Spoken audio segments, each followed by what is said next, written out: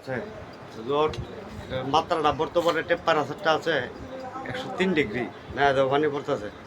ঠিক আছে বোকা, আমি কিন্তু এন বেশি কোনো দামি ওষুধ প্রয়োগ করতেছি না, যেটি দিব এটিতে ঠিক হয়ে যাবে বোকা।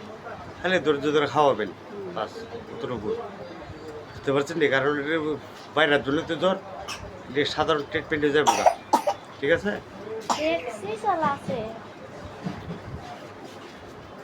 বুঝলি? এটি যেভাবে বলে দেয় ও আগের বোতলে যে ওষুধগুলো আমি এই ধরনের ওষুধই প্রয়োগ করি, এটা উঠে যায় না। কারণ এটি দিয়ে চলে এই ওষুধগুলা, এতে এসব ঠান্ডা জ্বর মানে চলে। ওষুধের চেয়ে বেশি হাওয়ানোর চেষ্টা করবেন ফল ফ্রুট, বিদেশি ফলগুলো হাওয়ালে ভিজে 1 ঘন্টা পরে হাওয়াবেন, ফল হাওয়াবেন, রোগ প্রতিরোধ ক্ষমতা বাড়বো। মনে রাখেন এটি এগুলি তো ব্যাপার না। হাই রে কক একটা ব্যাপার হলো, হ্যাঁ কক ধরনের লেবু অরেঞ্জ সস্তা দামে শুধু কামরাঙ্গা হয় না কিছু বিকেল বেলা যাবো গা, আর দিয়ে দিতেছেন এইটি যথেষ্ট।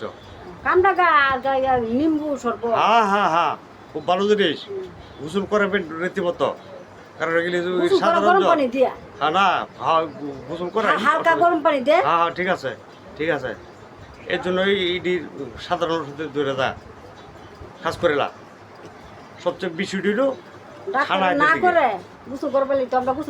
না না না, কে বলছে অনের আগের দিন না, আগের কথা নাই।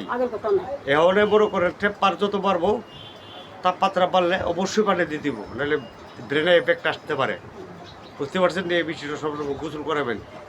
এতে বাইরে জড়িতে যাবো 2-2.5 দিন পরে এমনিতে যাবো, কোনো সমস্যা নাই, অসুবিধা নাই। খাইবেন খাইবেন, আমি যাবো বললে করবেন। ঠিক আছে।